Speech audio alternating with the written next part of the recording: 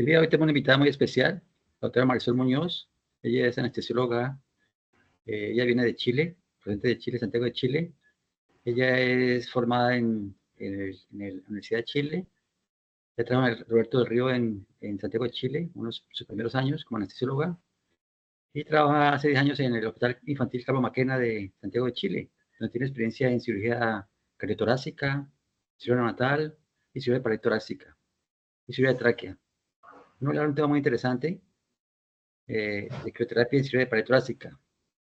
Tengo invitado al doctor Paul Astudillo también como comentarista, la doctora Gloria Silva, que está por ahí, anestesióloga de aquí de Cali de Hospital. Doctora Marisol, adelante con su presentación, bienvenida. Muchas gracias, Carlos. Gracias por la invitación también. Como tú ya me presentaste, soy anestesióloga pediátrica del Hospital Calvo Maquena hace muchos años ya. Trabajo mucho con el equipo de vía aérea acá en Santiago, con el doctor Varela y el doctor Leopold, básicamente. Y gracias a ellos me invitaron, ¿no es cierto?, al curso que hicieron en Quito de Pectus, y ahí conocí al doctor Melo y me hizo esta invitación a la cual estoy gratamente invitada para poder hacerles la presentación. A modo de introducción, sabemos que en vista de la compleja inervación que tiene la pared torácica, ¿no es cierto?, no existe consenso sobre el único método regional o integral eficaz para aliviar el dolor después de una corrección de pared torácica. El inicio del efecto clínico de la crioanalgesia, que es de lo que vamos a hablar básicamente durante la presentación, puede tardar un poco cuando uno lo realiza, entre unas 12 a 36 horas e incluso un poco más en empezar a hacer efecto. Por lo tanto, hay que tener esto en consideración dependiendo si uno va a hacer la crioanalgesia vía toracoscópica o la va a hacer vía percutánea, ¿no es cierto? La adición de la anestesia regional antes del procedimiento de la crioanalgesia puede permitir una protección analgésica para el paciente durante este periodo, este gap en el fondo que se produce entre que uno hace la crioanalgesia y empieza a hacer efecto. Dentro de la anatomía, ¿no es cierto?, sabemos que la inervación del tórax y de la pared torácica está dada por los pectorales, por los nervios intercostales, el torácico largo, el tórax dorsal también. Dentro de esto, todos de alguna manera interactúan para dar la inervación a todo lo que es la cavidad torácica. Y a nosotros lo que más nos va a competir en esta presentación, ¿cierto?, son los nervios intercostales, que son los que vamos a bloquear a través de la crioanalgesia, pero así también podríamos bloquear otros nervios también con la crio. Dentro de las técnicas regionales asociadas, la técnica más común, que hasta hace muy poco tiempo, ¿no es cierto?, era el gol estándar dentro de la analgesia regional para las cirugías del espectro del tórax, era la analgesia peridural torácica. Luego se fueron incorporando los bloqueos paravertebrales o el ESP o los bloqueos del nervio intercostal multinivel, que logramos hacer a través de eco guiados, ¿no es cierto?, y que nos permiten un mayor espectro de seguridad para poder realizar nuestros procedimientos y mayor efectividad también, porque sabemos perfectamente en qué lugar estamos, muy seguramente cercano a lo que nosotros queremos llegar. Los bloqueos del ESP de la pared torácica ecoguiados han mostrado beneficios significativos en la cirugía torácica y por lo tanto cada vez se han ido implementando más dentro del campo de este tipo de cirugía. Y hay varios metaanálisis que muestran la reducción en el uso de opioides y el dolor durante 24 horas cuando se introducen este tipo de bloqueo. Esto a modo de una reseña histórica en el fondo de lo que nosotros hemos ido incorporando a medida que han ido apareciendo también nuevas técnicas para poder manejar el dolor. Y así tenemos, ¿no es cierto?, las PCAs endovenosas multimodales, con las cuales podemos usar opioides y podemos usar antiinflamatorios, asociado también a otro régimen de medicamentos endovenosos o por vía oral que se asocian para poder manejar el dolor de manera multimodal. La analgesia peridural, que fue el gol estándar, como dije, hasta hace muy poco tiempo. Es como una buena alternativa, pero tiene efectos secundarios que son importantes, como posible daño neurológico permanente cuando hacemos la analgesia peridural, dependiendo también de la expertise o la experiencia que tenga el operador. ¿no es cierto?, requiere catéter para poder mantener la infusión y mantener la analgesia durante el tiempo que uno quiera prolongarla, pero también es un tiempo limitado porque no podemos dejarlo tanto tiempo para evitar infecciones básicamente, y al instalar el catéter tenemos el riesgo que se desplace, que se salga, que filtre, etcétera. Por lo tanto, tiene sus bemoles el uso de la analgesia peridural, pero ha sido de muchísima utilidad durante muchos años y se sigue usando en muchas partes también. Y a medida que hemos ido avanzando, incorporamos también las técnicas regionales de los bloqueos regionales de la pared torácica, el ISP, el paravertebral, los intercostales, ¿no es cierto? Y que, si bien es cierto, tienen menor riesgo de que produzcamos un daño neurológico permanente, porque no estamos en la línea media, ¿no es cierto?, de nuestra columna, podemos también tener el riesgo de que se nos desplace el catéter, que se salga, infecciones, y además tenemos que considerar que, igual que en el uso de las PCA, los pacientes tienen que andar con la maquinita de la PCA, que si bien es cierto es pequeñita, igual es un poco más incómodo para que el paciente se pueda movilizar con más facilidad.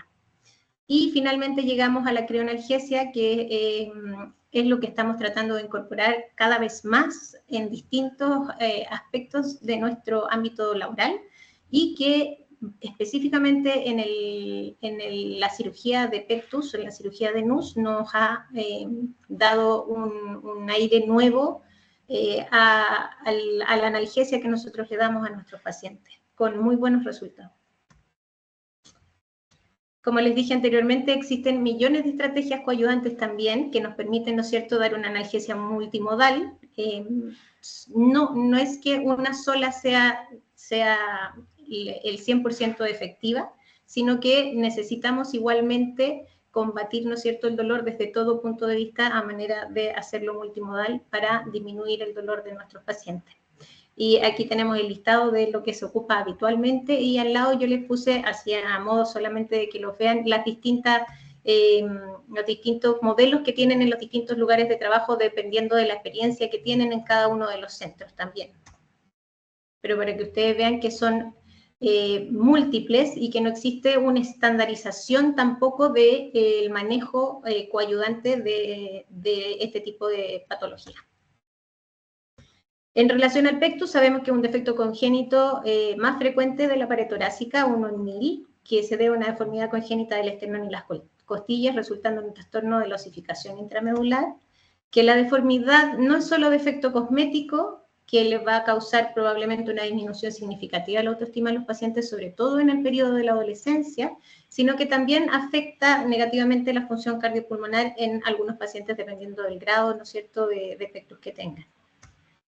Y sí tenemos muy claro que es de las cirugías más dolorosas en pediatría, como es así la cirugía torácica en general. ¿Qué factores pueden afectar el requerimiento de opioides en el postoperatorio en relación al pectus excavatum y su reparación? El índice de Haller. Mientras más índice tengan, probablemente la corrección va a ser mayor, por lo tanto va a ser más dolorosa.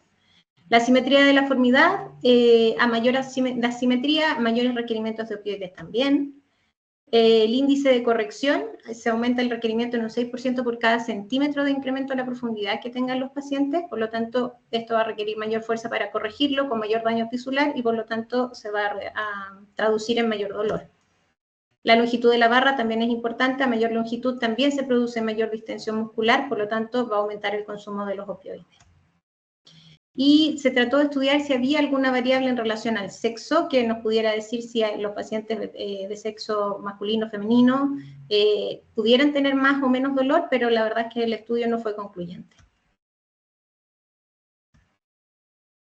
En relación a la crioablación o a la crioanalgesia, este es un metaanálisis que se hizo en el 2023, una revisión de 34 artículos que relacionan la crioanalgesia desde 1946 hasta el 2023, para que ustedes se den cuenta que no es una técnica nueva, sino que es una técnica que existe ya hace mucho tiempo, que se ocupaba mucho en adultos durante un periodo de tiempo, después dejó de usarse, y ahora vamos como en el resurgimiento de la crioanalgesia y en la aplicación en el paciente pediátrico además, que fue autorizada no hace tanto tiempo para poder usarla en la práctica diaria. Lamentablemente la mayoría de las revisiones son retrospectivas, no prospectivas. Casi el 50% incluyen pacientes pediátricos, pero tienen un M que es muy pequeñito, por lo tanto el análisis uno no puede ser como concluyente en relación a estos estudios, porque son todos análisis de no más de 60 pacientes. Hay solo uno que tenía 350 pacientes, que es el que tiene el N más grande. Y en general, claro, el paciente pediátrico tiene en promedio menor de 21 años, tampoco es un pediátrico puro, digamos. Y la mayoría hizo la comparación entre los resultados de pacientes que se les hace crioanalgesia con un grupo control que podía ser una PCA peridural torácica o bloqueos paravertebrales con o sin infusiones continuas, elastoméricas o estrategias de analgesia multimodal no especificadas. Pero dentro de los resultados, en relación a los días de hospitalización, se vio que los días de hospitalización disminuían en la mayoría de los artículos de casi 6 días de hospitalización a menos de la mitad, que si se agregaba analgesia multimodal, se podían dar de alta al primer día posoperatorio, y si a eso se le agregaba más analgesia regional, el alta eventualmente y en algunos casos podía ser también el mismo día, si es que contaba con todas las condiciones como para poder darse de alta.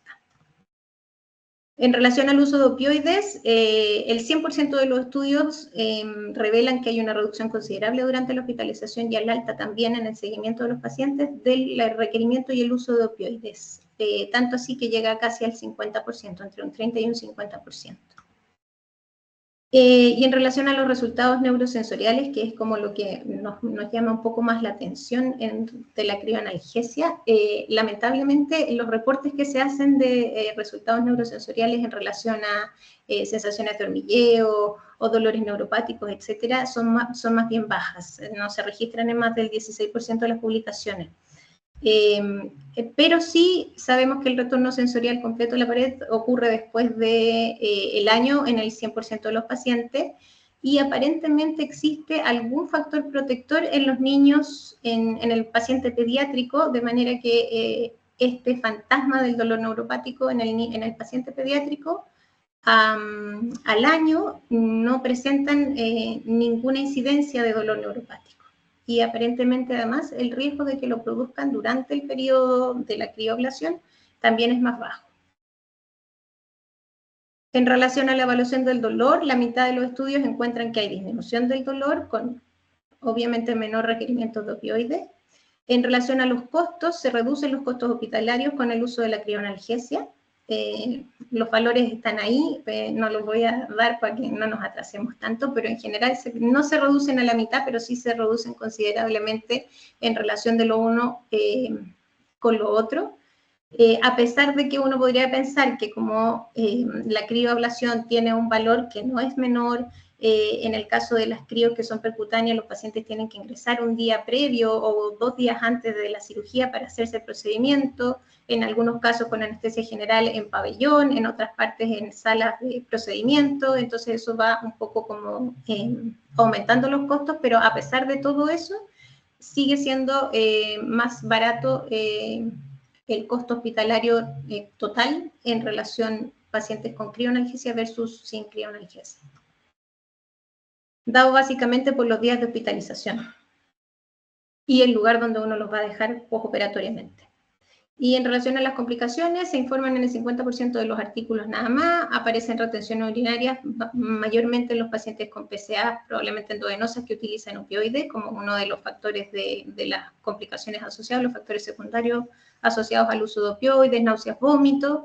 En algunos hablan de desplazamiento de las barras porque los pacientes se sienten también que aparentemente empiezan a moverse con mayor facilidad de soltura y por lo tanto hay un riesgo ahí de que la barra se desplace. Sin embargo, en el estudio de los 350 pacientes, que es el más grande, ¿no es cierto?, que se reporta en este estudio, no informa que haya un aumento significativo, ¿no es cierto?, del desplazamiento de las barras. Ahora, en relación a la crioanalgesia es un procedimiento, ¿no es cierto?,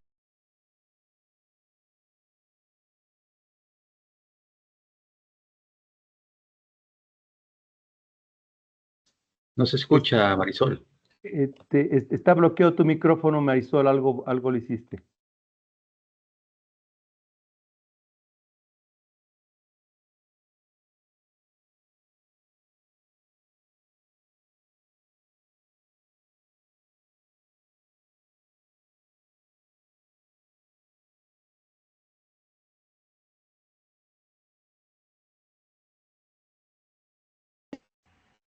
Ahora sí. Voy de nuevo. Sí, va bien.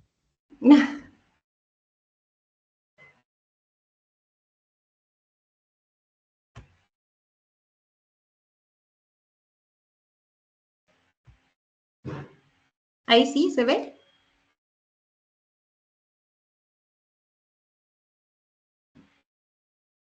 ¿Se ve como pantalla completa? Todavía no. No. No, otra vez. Maldición. Arriba, de pronto, arriba a la derecha, compartir, Marisol. Sí, ahí compartir ventana. Y ahí me puse y...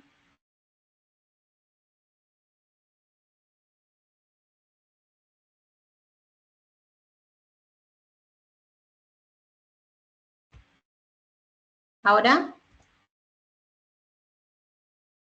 Todavía no. Ay.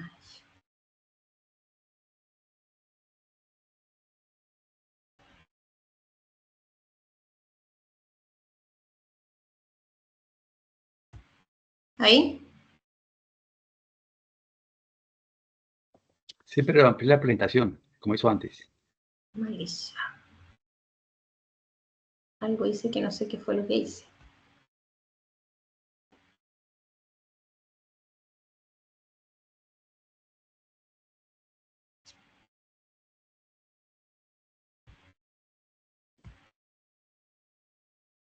Doctora, debe seleccionar compartir toda la pantalla, no Toda la solamente pantalla. la ventana. Sí, estoy toda la pantalla, pero no me deja compartirla como toda la pantalla. Espérame.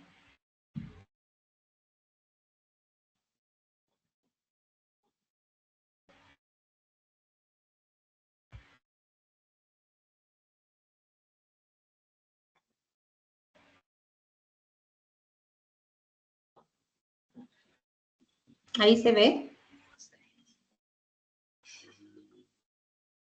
Sí, ahí está perfecto. Ahí sí. La estamos viendo. Se ve completa la pantalla. Sí, se ve completa. Perfecto. Está completa. Ok, ahí está. Entonces, la crioanalgesia la producimos a través de la azognómesis, que es el cese de la conducción del dolor a través de la aplicación del frío intenso, ¿no es cierto?, que congela el nervio, produciendo una alteración en el axón y en la vaina de mielina, pero mantiene intacto el epineuro, el perineuro y el endoneuro, por lo tanto la regeneración va a ser completa de ese nervio. El periodo en el que se regenera aproximadamente la recuperación motora más o menos a los 25 días y la sensitiva a los 35 días. Se produce entre 1 a 2 milímetros diarios de regeneración. Sin embargo, la crioanalgesia puede durar en el paciente por lo menos entre un mes e incluso está reportado hasta 6 meses desde que se hace el procedimiento. En los pacientes que son crónicos, por ejemplo, que uno necesita hacer procedimientos seguidamente, una vez que pasa el efecto de la crioanalgesia, uno puede aplicar nuevamente la crio sin inconveniente. ¿Cómo lo hacemos? A través del efecto de Joule-Thomson, que en el fondo consiste en el paso de un gas, que nosotros lo que ocupamos es CO2, ¿no es cierto?, que tiene una ebullición a menos 78 grados, desde un contenedor de alta presión, que es más o menos 800 psi, a otro que es de mucho menor presión, aproximadamente 10 a 15 psi nada más, y esta baja de la presión intensa produce una expansión de este mismo gas, con una variación en su temperatura, lo que permite la congelación en la punta de esta sonda, que es la que nosotros aplicamos el frío. Se recomienda que las congelaciones, cuando uno las va a aplicar, sean entre 2 a 3 minutos, no más que eso, con siempre es muy importante asegurarse de los 20 o 30 segundos de descongelación, de manera de que al momento de que uno va a despegar en el fondo la sonda del nervio que está congelando, no se produzca algún desgarro o alguna lesión de tejido circundante. Si van a repetir el ciclo, que algunos dicen que es buena idea repetirlo si uno no está muy seguro de la zona en que finalmente se congeló el nervio y quiere aplicar un poco más para estar más seguro, se dice que si vas a repetir el ciclo no sea más de 40 segundos entre cada uno con el fin de aumentar el tamaño de la zona de congelación, porque si no pareciera que no tiene mayor efecto si uno lo vuelve a repetir después de ese tiempo, para optimizar el resultado. Y las temperaturas producidas por las ondas no pueden ser inferiores al punto de ebullición del gas, que en el caso, ¿no es cierto?, del CO2 es más o menos de menos 80 grados Celsius y va a estar siempre por muy encima de la temperatura a la que uno produce una degeneración irreversible, que son los menos 100 grados Celsius. Por lo tanto, nos proporciona un margen de seguridad que es bastante amplio. Y el efecto autoinmune local que produce la crioablación da como resultado también la eliminación de sitios de receptores patológicos, y esto explicaría un poco que el riesgo de que produzcan un dolor de manera crónica sea bastante bajo. Indicaciones tienen muchísimas. Nosotros nos interesa en este caso la cirugía torácica, pero esto es para que ustedes vean también que se puede aplicar en un montón de otras patologías y en otro tipo de cirugías también, tanto agudas como crónicas. Los beneficios, básicamente, nos permite una analgesia prolongada, por lo tanto, en esas cirugías en las que uno sabe que van a ser dolorosas durante mucho tiempo, que tenemos riesgo de que el dolor sea permanente o muy prolongado, se beneficiarían con esta técnica muchísimo. Es una técnica bastante simple y amigable para el operador, disminuye el uso de terapias para el dolor considerablemente, de coayudantes, básicamente de opioides, considerando además el riesgo que hay en este momento del uso de opioides en toda la población, sin alteraciones hemodinámicas importantes al hacer la técnica, mejora la función respiratoria postoperatoria, hay mayor flexibilidad en la programación de la cirugía, porque es menos el tiempo que van a estar hospitalizados, la estadía hospitalaria es reducida y la reinserción a la vida normal también ocurre anticipadamente. ¿Cuáles son las desventajas que uno pudiera verle a la técnica? Que es una técnica dolorosa, por lo tanto sí o sí tiene que hacerse bajo sedación o anestesia general si va a ser percutánea. Y bueno, si se hace intratorácica en el momento de la cirugía cuando vayamos a operar el pectus, probablemente el paciente no va a estar despierto, así que no va a sentir el dolor. Pero no es una técnica que uno pueda hacer sin sedación. Puede existir cobertura incompleta si es que en alguno de los casos, sobre todo en la técnica percutánea, me parece a mí que puede ocurrir con mayor frecuencia que en la técnica toracoscópica. Hipohiperpigmentación, cambios del color de la piel que también van pasando a medida que va pasando el tiempo. Pueden ocurrir quemaduras, pero son muy poco habituales, sangrado, hiperestesia, dolor neuropático, más en los pacientes adultos que en los pediátricos. El costo, que no es un costo menor, pero como dijimos anteriormente, en el costo final pareciera ser que se puede minimizar este factor. ¿Aumenta el tiempo quirúrgico? Sí. Y en el caso, ¿no es cierto?, de la crioanalgesia percutánea, requieren de hospitalización un día previo o los días previos que uno vaya a realizar el procedimiento. Contraindicaciones, básicamente aquellas que se relacionan con las patologías que tienen que ver con el frío, el retinol, la urticaria fría, las coagulopatías, infección local de la zona donde nosotros tenemos que realizar el procedimiento, anticoagulación o rechazo del paciente. Los factores que influyen en el grado de la congelación o la lesión nerviosa y la duración, distancia entre la sonda y el nervio objetivo. Es súper importante. Mientras más cerca estemos del nervio objetivo, probablemente vamos a tener mejor resultado que si estamos más lejos. El diámetro de la criosonda que es toracoscópica es más grande y produce una bola de hielo, por decirlo de alguna manera, que es casi 2 veces más que la bola que se produce con la criosonda percutánea. El tamaño de la bola resultante, temperatura de los tejidos que están circundando al nervio que nosotros queremos bloquear. Por ejemplo, la sangre, que es un disipador de calor, por lo tanto, aquellas zonas que sean muy irrigadas quizás en esa zona sería bueno hacer un segundo ciclo, en el fondo, pensando en que la sangre está haciendo como disipador de calor. Velocidad de duración de la aplicación del frío, cuántas veces y qué número de ciclos vamos a hacer. Y el diámetro del tipo del nervio sensitivo que vamos a bloquear, si es puro o es mixto. Cuando vamos a hacer la crioanalgesia, ¿no es cierto?, lo que nosotros queremos es bloquear el nervio intercostal. Y para eso, uno puede bloquear el número de nervios que requiera, unilateralmente, bilateralmente. Para un pectus, por ejemplo, que sabemos que necesitamos bloquear bilateralmente, lo que hacemos habitualmente es bloquear desde T3 a T7. Esos son los dermatomos que nosotros necesitamos bloquear, bilateral. Y se hace, el bloqueo se hace en la percutánea, que lo vamos a ver después, entre la capa del intercostal interno y el nervio intercostal íntimo. Muy pegadito a la pleura, por lo tanto tenemos que tener mucho cuidado cuando hacemos la técnica de no pasar a llevar la pleura y que generar un neumotórax como una de las complicaciones que pudiéramos tener. En el caso de la laparoscópica es más difícil porque tenemos la visión directa, por lo tanto generar alguna lesión ahí y ya tenemos abierto el tórax, así que más neumo no le vamos a provocar a nuestro paciente. En relación a la crioanalgesia toracoscópica, la podemos hacer el mismo día de la cirugía. Efectivamente agrega tiempo quirúrgico, precaución con lesionar el pulmón, y para eso hay algunos centros en los cuales ocupan tubo doble lumen para poder aislar mejor el pulmón y darle una mejor visión al cirujano para que pueda hacer la crio.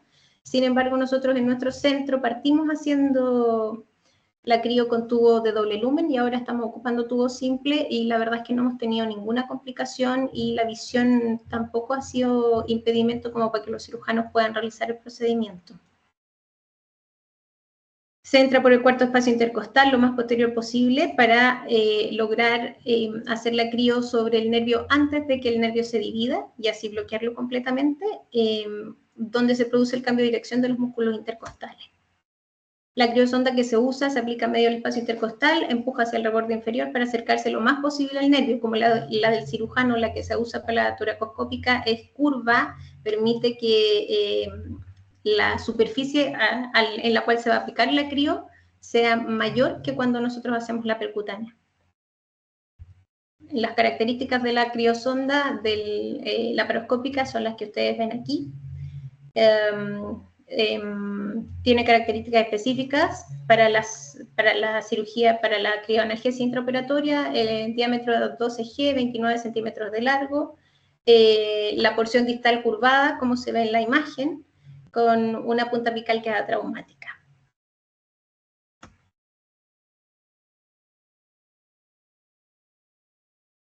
Aquí vemos cómo se está aplicando la crio laparoscópica. Se ve también la imagen de la sonda que es curva, entonces esa superficie que permite contacto con el nervio es mayor. Y se aplica la crio aproximadamente, ahí vemos cómo se va congelando la sonda, ¿no es cierto?, sobre el nervio. El pulmón está acá.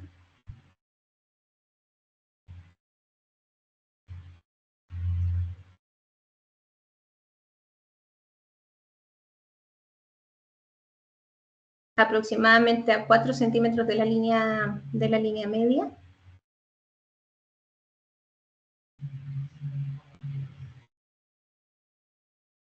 Y una vez que termina de congelar, se esperan los 30 segundos de descongelación para evitar provocar lesiones. Este es uno de los pacientes que hemos hecho crioanalgesia más bloqueo, PEC, que lo vamos a nombrar después. Se operó un día viernes y se dio de alta un día domingo. Vamos a ver si me...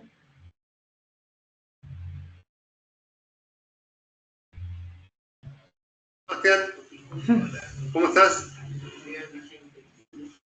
Cuéntale a los doctores que te operaron ¿Cómo te sientes? Bien, me siento mejor y listo para volver a mi casa. ¿Te quieres ir a tu casa? Sí, ¿Te operaste qué día? el día viernes, ¿Y el día qué día es? domingo. Bueno, te vas a la casa entonces. Está contento. Sebastián,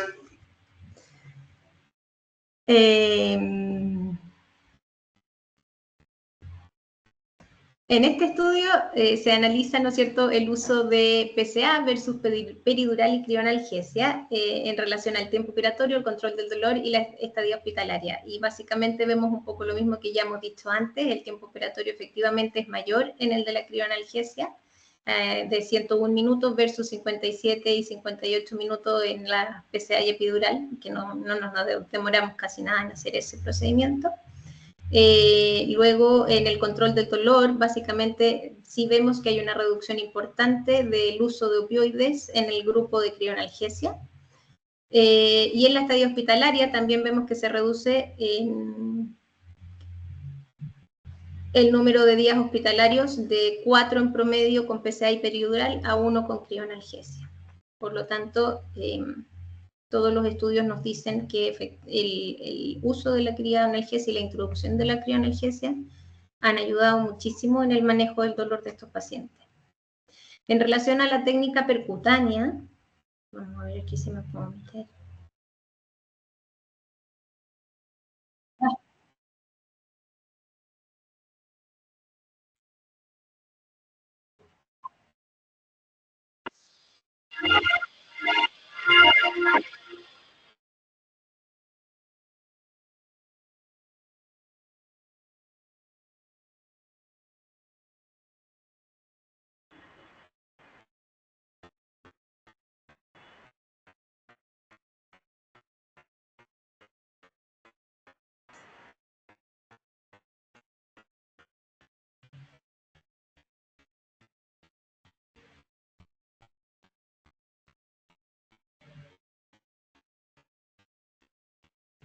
Ahí está. En general, la crioanalgesia percutánea, ¿no es cierto?, ocupa muy pocas cosas, es un procedimiento bastante simple desde el punto de vista de lo que necesitamos para poder hacerlo, y el uso del ecógrafo nos ha ayudado muchísimo a poder implementar la técnica. Además de que la proliferación de los equipos de ultrasonido, por lo menos acá en Chile, es bastante masiva, por lo tanto la tenemos y se puede usar en todo el país, en los distintos centros donde nosotros hacemos nuestro trabajo diario. Y cada vez hay más anestesiólogos que están entrenados en el uso del ecógrafo y en la realización de los bloqueos de nervios periféricos. La sonda de crioanalgesia percutánea, como ustedes ven acá, a diferencia de lo que es la de la intratorácica, no es curva, es recta y tiene un diámetro que es un poquito más pequeña que la sonda laparoscópica. La sonda laparoscópica es más o menos de 2 milímetros, esta es de 1.3 y la lesión o la bola de hielo que nosotros podemos producir es más o menos de 10 milímetros versus los 40 milímetros que se producen con la toracoscópica. Sin embargo, esa diferencia tampoco hace grandes diferencias, valga la redundancia, en el resultado final de nuestro procedimiento. Si uno compara la técnica laparoscópica versus la técnica ecográfica. Como ven aquí, este es el material que nosotros ocupamos, o sea, eso es muy poquito. Marcamos con lápiz estéril para poder marcar dónde vamos a bloquear al paciente, bránulas que decimos nosotros, o ABOCAT, creo que dicen ustedes por allá, número 14, para que a través de esta bránula o ABOCAT pase, ¿no es cierto?, nuestra sonda, porque la sonda, como es Roma, no nos permite hacer la punción directa con la sonda, sino que tenemos que hacerla a través de la bránula. Ahí tenemos posicionado a nuestro paciente. Puede ser en decúbito lateral o puede ser en prono también, dependiendo de cómo se le quede mejor al operador, digamos. Nosotros lo hacemos en decúbito lateral, partimos por la parte superior y luego nos vamos a la inferior. Calculen más o menos como unos 45 minutos, una hora por procedimiento aproximadamente, porque son 5 espacios los que uno va a bloquear bilateral, finalmente son 10, así que tienen que más o menos tener el tiempo, para darse el tiempo para poder hacer el procedimiento. Y ahora que salga, ahí está. Cuando uno busca, idealmente lo que tiene que encontrar, ¿no es cierto?, es el paquete vasculonervioso. No siempre se ve. De hecho, yo diría que pasa más que uno no logra visualizarlo tan bien como acá. Pero sí, entonces tenemos que saber que tenemos que funcionar sobre la costilla, o sea, donde está la costilla, ¿no es cierto?, muy pegadito a la costilla, entre las dos capas de los intercostales, muy pegado a la pleura, siempre visualizando la pleura para evitar, ¿no es cierto?, que vayamos a funcionar el pulmón y provocar un neumotórax. Y lo más cerca posible de nuestro nervio o de nuestro paquete vasculonervioso. Si uno no lo ve, en general también lo que hace es buscar la costilla y por debajo de la costilla y pegadito a la pleura hace la crioanalgesia. Ahí se ven las dos figuras de las costillas, ¿no es cierto?, con sus sombras acústicas hacia abajo. Y vamos introduciendo, ¿no es cierto?, nuestra sonda hacia donde queremos provocar la crio. Y en la imagen a continuación vemos las dos costillas, ¿no es cierto?, que están en los dos extremos laterales, y al medio vemos cómo se está produciendo la bola que genera una tercera sombra acústica que es muy similar, más pequeña, pero muy similar a la de las costillas. Esa es la sonda de la crio. O sea, perdón, esa es la sombra de la crio, sí. Y esto es un poco lo mismo en la imagen ecográfica de lo que tenemos que tratar de buscar, ¿no es cierto? Tenemos las dos costillas, el paquete vasculonervioso, vena, arteria, nervio, muy pegadito a la arteria, tendríamos que encontrar el nervio. Y la pleura abajo, ecorrefringente. Una vez que terminamos el procedimiento, tomamos un rayo control en la unidad de recuperación, en el caso de nosotros, se puede hacer también en el intraoperatorio o al final del procedimiento. Y si no tuvimos ninguna complicación, lo damos de alta el mismo día y se hace el reingreso a las 72 horas o al tiempo suficiente posterior para que se realice la cirugía. Este fue nuestro primer paciente en el hospital con crio percutánea. Segundo día postoperatorio estábamos bastante bien y el tercer día postoperatorio ya lo dimos de alta, bajando y reduciendo, ¿no es cierto?, nuestra hospitalización de aproximadamente 5 o 6 días a 3 días en el primer paciente, que fue bastante bueno. Y en mejores condiciones, con manejo del dolor bastante controlado. ¿Cuándo tenemos que hacer la crioanalgesia percutánea? Porque ya sabemos que existe un gap entre que empieza a funcionar, ¿no es cierto?, una vez que nosotros realizamos el procedimiento y que efectivamente logremos cubrir en 100% el efecto que requerimos para poder hacer la cirugía.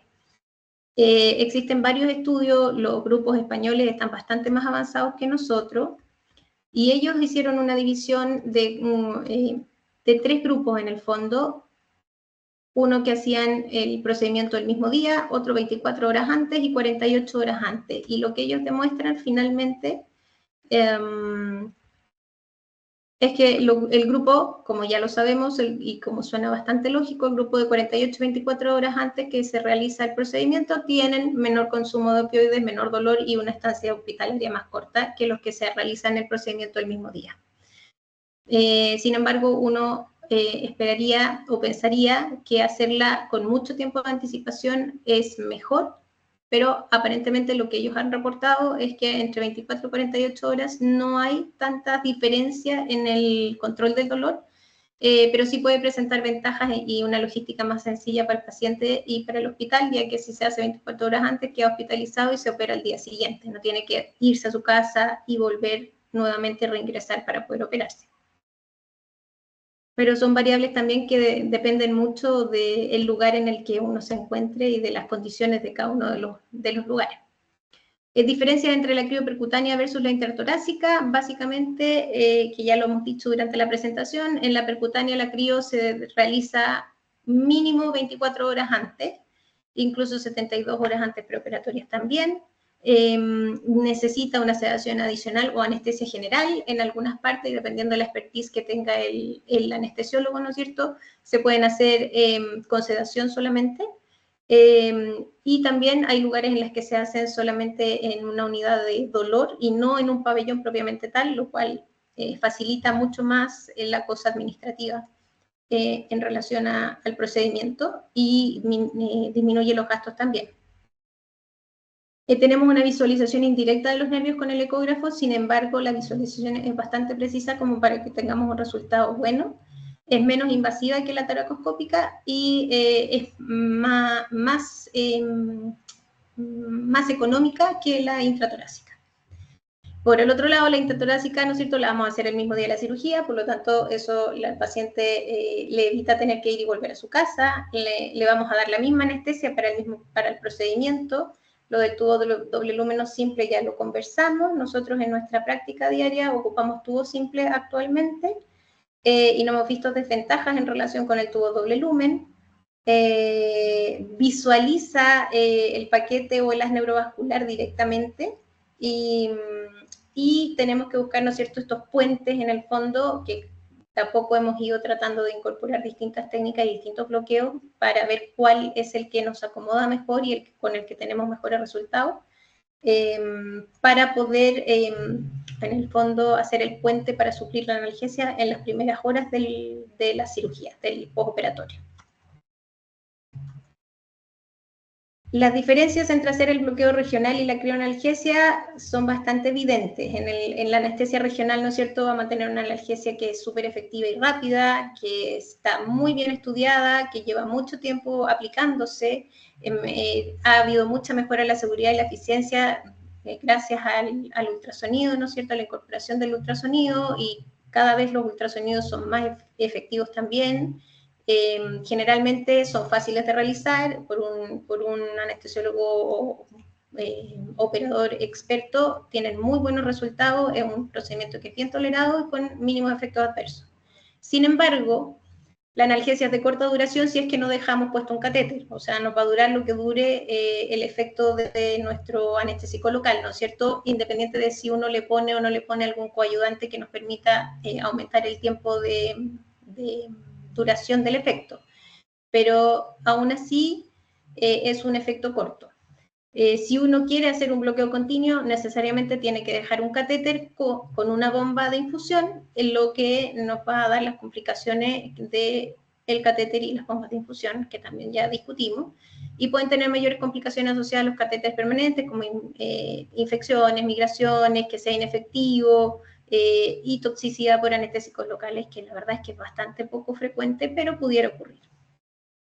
Y en relación a la crioanalgesia, ¿no es cierto?, es una analgesia que es más prolongada, que dura semanas hasta meses, con significante reducción del consumo de los opioides, tiene mínimos efectos adversos, es fácil de realizar, es bien tolerada. Los equipos que tenemos actualmente son bastante buenos y por lo tanto costo efectivo, y se puede repetir el caso en caso de que sea requerido, en el fondo, hablando más del paciente crónico. Y dentro de los cons que tiene la crioanalgesia es que la duración todavía sigue siendo muy impredecible. Nosotros no podemos decirle al paciente cuánto tiempo le va a durar el efecto de la crio. Podemos dar un rango, pero no podemos darle un tiempo específico. No se recomienda el uso en caso de que exista debilidad muscular en el paciente, y el uso actualmente todavía es bastante limitado en la práctica habitual, básicamente por la incorporación del equipo en los distintos centros y porque todavía la gente no está muy familiarizada con la técnica tampoco.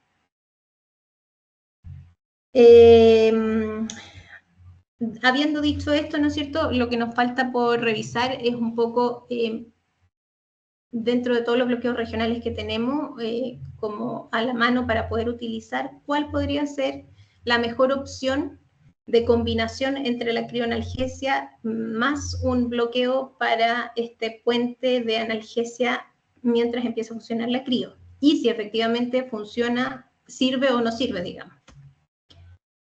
Este estudio, que es de 2023, incluye pacientes que son sometidos al procedimiento de NUS, ¿no es cierto?, que se les hace una crioanalgesia videoasistida, quirúrgica, en cada nivel bilateral.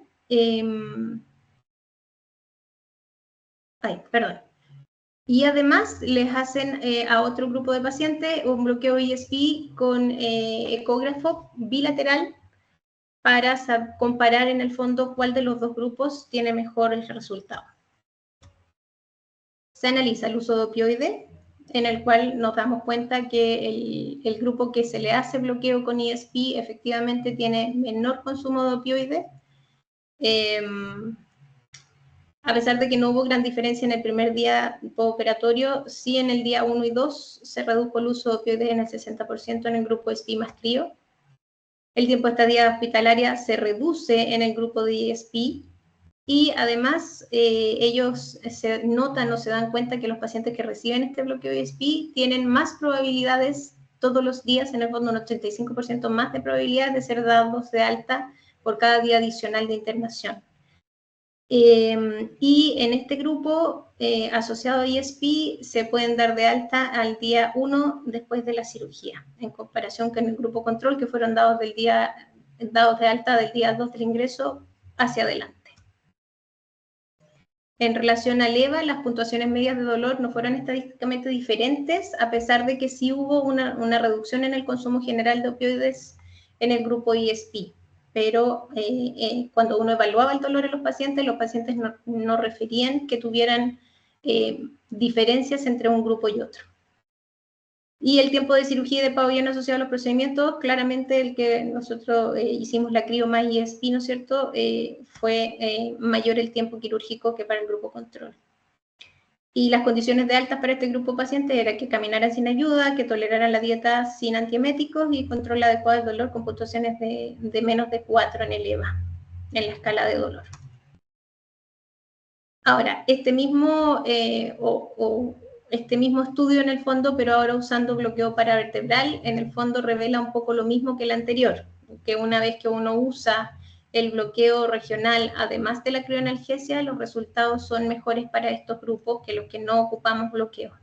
Y claramente mejor que los grupos en los que no se hace crio. En el fondo, se disminuyen los días de hospitalización, disminuye el uso de opioides, en todos los grupos en los que usamos crio, porque crio más bilateral más el bloqueo paravertebral bilateral. Y finalmente llegamos a lo que nosotros ocupamos actualmente, que es el bloqueo PEC2, que son en el fondo los bloqueos de los nervios pectorales del tipo 1 y 2, técnicas novedosas para bloquear los nervios pectorales, intercostobraquiales, intercostales del tercero al sexto y torácicos largos.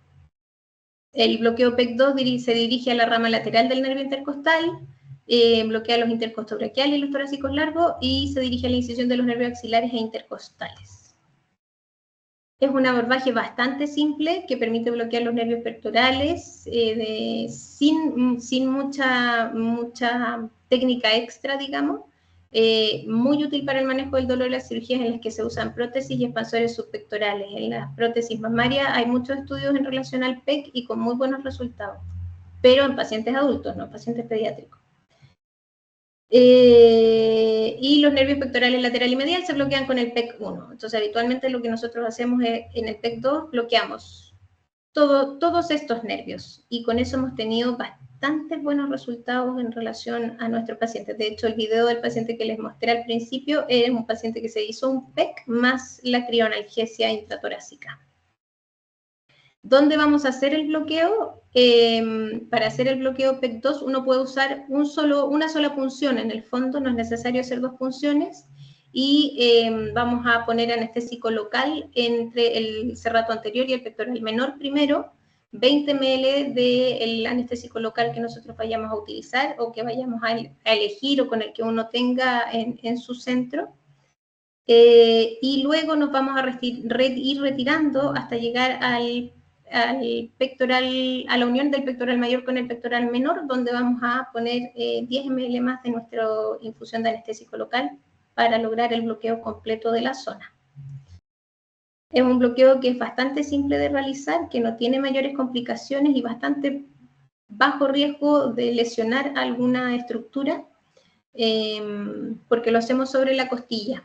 Entonces, el riesgo de lesionar el pulmón en este caso es muy bajita. Y en el PEC 1, cuando uno se va retirando hasta llegar a la unión del pectoral mayor con el pectoral menor, podríamos ahí pasar a llevar la arteria, pero la verdad es que si uno la visualiza, el riesgo que es una de las ventajas del uso del ecógrafo, el riesgo es bastante bajo.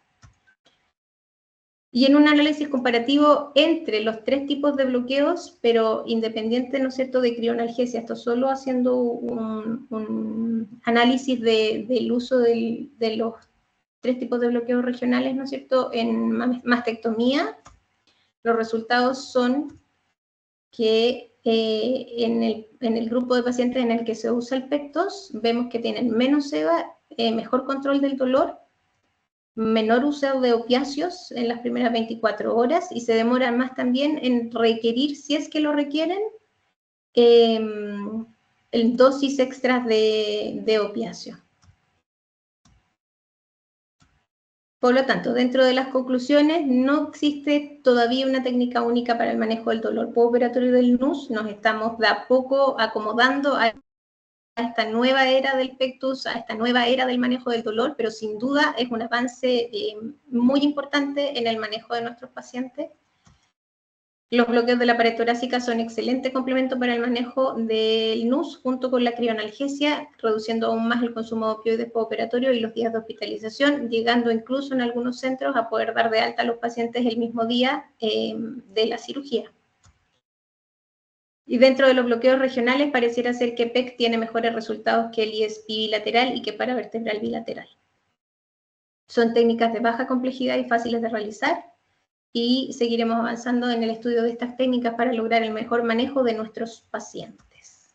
Y por último, muy cortito, a lo que le tenemos mucho susto en general, al dolor neuropático, ¿no es cierto?, que podemos producir con esta técnica, el fantasma que se nos aparece cada cierto tiempo pensando en qué puede ocurrir. Nosotros, en nuestro grupo de pacientes, pero que todavía es un grupo pequeñito de aproximadamente 40 pacientes en total, no hemos tenido reportes de dolor neuropático, pero existen otros grupos que sí los han tenido.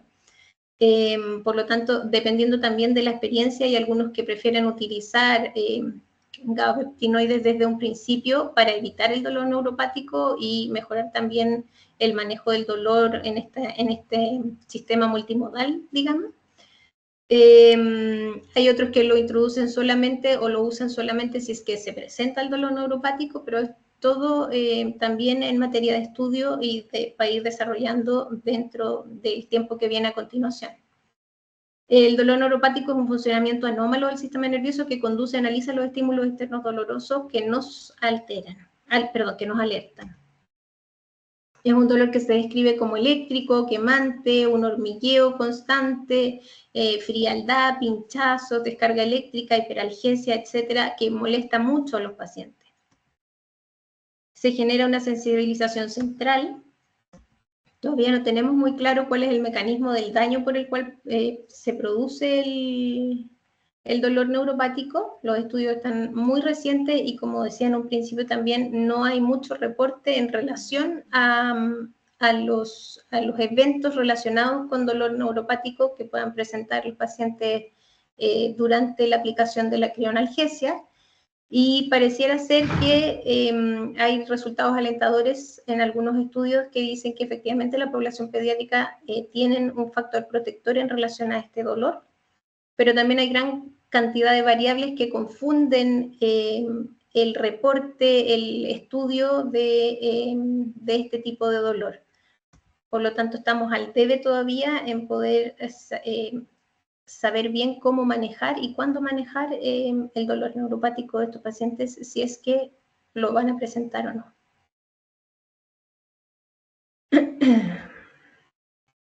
¿Qué dicen los estudios? Dos investigaciones controladas aleatorias informan aumento estadístico significativo en la incidencia del dolor neuropático que se resuelve a los 6 a 12 meses post-toracotomía. Todos se resuelven, no hay ninguno que sepamos que haya quedado con dolor neuropático persistente o permanente. La mayoría de los ensayos controlados de crioablación a través de incisión quirúrgica no informan mayores riesgos de dolor postoperatorio persistente y algunos pequeños estudios adicionales observan posibles asociaciones que no alcanzan a ser significativas. En un futuro, ¿qué nos queda? Encontrar la técnica para poder, de alguna manera, ¿no es cierto?, entrar en el mundo de las eras y lograr finalmente, con un buen manejo del paciente desde todo punto de vista, de una manera integral, darlos de alta el mismo día de la cirugía, crear un registro nacional global de los pacientes pediátricos sometidos a crioanalgesia, porque no lo tenemos, realizar estudios longitudinales, aleatorios, comparativos a largo plazo, con buenas pruebas neurológicas y cuestionarios que sean apropiados para la edad de nuestros pacientes para poder documentar efectivamente cuáles son los déficits neurológicos que puedan presentar durante el periodo en que ellos están con crioanalgesia y la recuperación versus otros tratamientos regionales. Y estudios comparativos entre crioanalgesia percutánea versus intratorácica, como también estudios comparativos de crioanalgesia solamente asociado a los distintos bloqueos regionales que contamos. Determinar el riesgo del dolor neuropático y tener planes establecidos para el monitoreo, evaluarlos y manejarlos a largo plazo en caso de que ocurran estas posibles complicaciones. Muchas gracias. Doctora Marisol, muchas gracias por la excelente presentación. Ya queda un panorama amplio de lo que es la crioanalgesia, inclusive pared torácica. Tenemos invitados que van a hacer comentarios. Doctora Silva, por favor, ella es anestesióloga cardiovascular pediátrica. Adelante, doctora Silva, ¿algún comentario? Y si hay comentarios del público, adelante también. Gusto.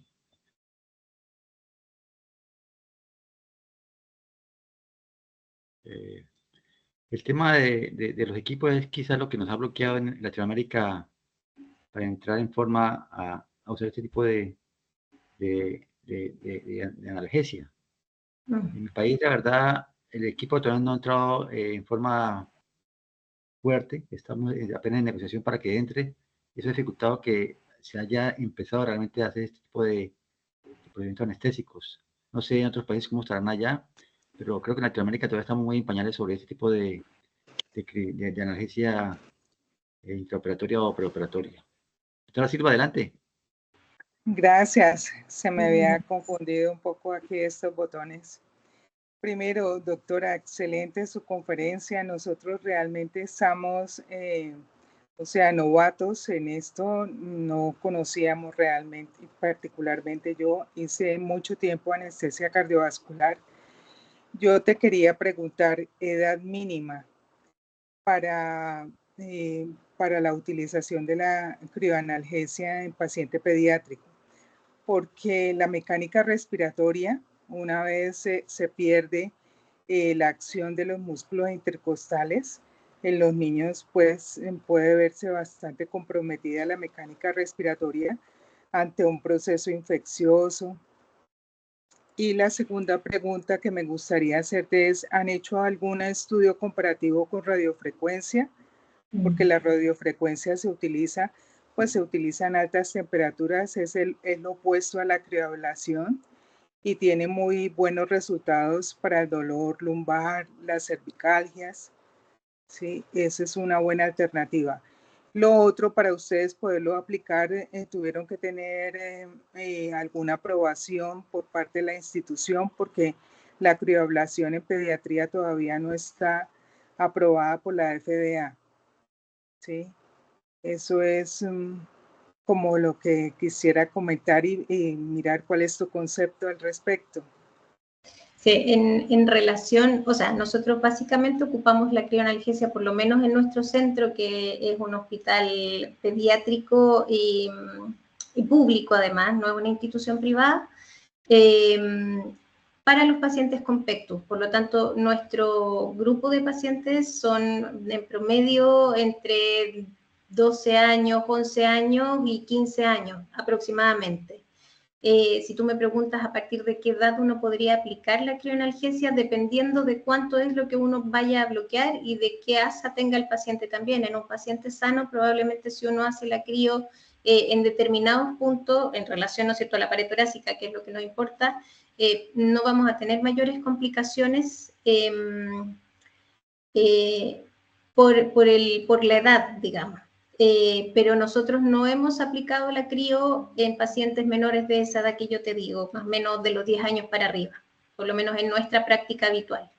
Estaba pensando si en algún centro lo hayan usado, pero ponte tú, en España también se ocupa mucho para la cirugía de pectus, más que para otras indicaciones. Por lo tanto, el grupo de pacientes es más o menos similar, también es entre ese rango de edad. La otra pregunta era si tuvimos que tener alguna aprobación especial. Sí, efectivamente tuvimos que tener una aprobación especial de nuestro hospital y de ministerio para poder empezar a aplicarla, pero demostrado todos los efectos y los buenos resultados, se nos dio la aprobación para poder empezar a utilizarla. Y no me acuerdo cuál era la otra pregunta. La utilización de radiofrecuencia. Sí, radiofrecuencia nosotros específicamente en el hospital nuestro no utilizamos. No hacemos procedimientos con radiofrecuencia en nuestros pacientes pediátricos. Entonces no podría decirte finalmente qué tanto mejor puede ser una técnica u otra. Sí, de lo que yo he revisado, aparentemente el usar la crioanalgesia tiene menos efectos secundarios alrededor de la zona en la que uno va a aplicar o la radiofrecuencia o la crioanalgesia, como para si es que va a haber algún grado de lesión en relación a la zona en la que uno la va a aplicar. Pero los resultados entre una u otra, no hay ningún estudio que tampoco haga la comparación entre lo uno o lo otro todavía. Muchas gracias. Lo otro que te quería preguntar es que yo lo he visto utilizar el crío para lesiones dermatológicas. También. Y produce una especie de quemadura que el paciente necesita algo complementario para poder controlar el dolor. Efectivamente. En esta situación quirúrgica, pues nosotros necesitaríamos utilizar el bloqueo por un largo tiempo. Sí, por lo menos diría yo 5 días, 8 días. Depende de la respuesta clínica del paciente, porque esa va a ser una sensación muy cómoda para el paciente, la quemadura. Máxime que eso es más tiempo. En las lesiones dermatológicas, pues es algo muy superficial. Aquí sería algo más profundo. Exacto. Sí, de acuerdo. Ok, muchas gracias. Excelente. De nada. Muchas gracias. Gracias, doctora Silva. Gracias, doctora Marisol. Michelle, última pregunta, ya para terminar. Primero, ¿sí me escuchan? Sí, se escucha. Ya, primero, felicitaciones, Marisol, excelente tu charla, muy completa, y agradeciéndote a ti por haber participado en el curso de Pectus, fuiste realmente un pilar muy importante. Te tengo unos videos que no te los he entregado, tengo unos 6 gigas de Estamos videos. esperando los videos. Sí, podemos hacerlo. Mándame todo, mándame todo. Ahí se ven unas lindas tomas explicando todo lo que tú mostraste. No quisiera pasar esta oportunidad. No veo gente de Quito, en realidad, o del Ecuador, porque como no dicen los nombres y solo están las abreviaciones, entonces no sé. Pero quisiera al contestarle a la doctora Silva, no he tenido el gusto de conocer a la doctora, pero primero, en Estados Unidos existe otro, no es la crioanalgesia que nosotros utilizamos, que es de fabricación polaca, sino una que fabrican en Estados Unidos y lo utilizan desde hace unos 10 años. Por lo tanto, yo no creo que no esté aprobado por la FDA. Cuando mis colegas y yo lo he aplicado, he estado en Cleveland y se le ha aplicado esta crioanalgesia. Segunda cosa que es un gran error y garrafal, y eso sí quisiera puntualizar. El día de mañana vamos a hacer una presentación con el doctor López, que es un anestesiólogo que se dedica al dolor, frente a lo que la doctora mencionó entre la crioanalgesia y la radiofrecuencia. Son dos cosas y dos conceptos completamente diferentes. Primero, la crioanalgesia no destruye completamente el nervio, solamente destruye la mielina en la parte exterior, de tal manera que el nervio va a regenerarse posteriormente.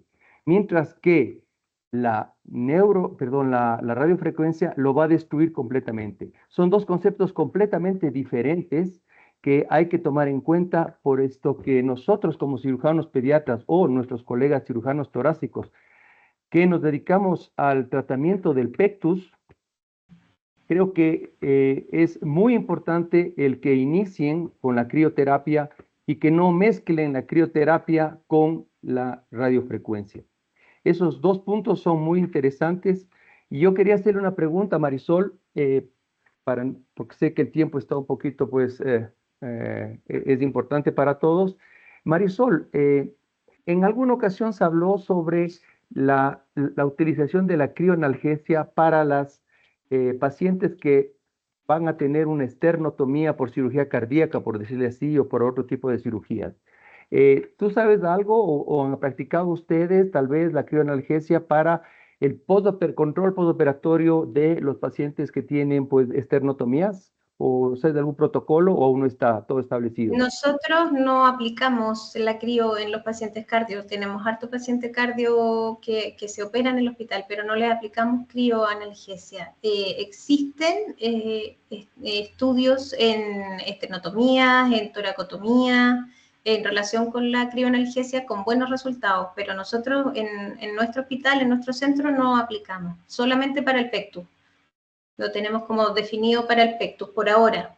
Yo creo que estamos recién empezando, es como estamos recién descubriendo esto de la crioanalgesia. De a poco nos tenemos que ir masificando con la técnica y tratando de incorporarla a distintas patologías también. Pero por ahora estamos solo centrados en la crio para pectus. ¿Puedo hacer otra pequeña pregunta? Adelante, Michelle, la ¿Tengo última. tiempo? Sí, bueno, si es que no hay alguna otra persona que quiera hablar, pues yo le cedería, pero si no, me parece súper importante, Marisol, ese estudio que estás diciendo en la cual tú haces la crioanalgesia con los PEC2. Aquí lo comprobamos y realmente es una combinación excelente. Y como tú mismo lo dijiste, pues no sé por qué no sé, he hablado con Gastón Belia, que es un experto también en Argentina, y ellos tienen sus pacientes que al segundo día se van a la casa. Y tiene videos del primer día en que sus pacientes no tienen absolutamente dolor. Y lo que ellos sienten es una presión, pero no tienen dolor. Y entonces ellos utilizan pregabalina 7 días previos a la realización del procedimiento, mientras que Manuel López en España, él no utiliza pregabalina. Ustedes veo que tampoco utilizan y no han tenido problemas de justamente el dolor de la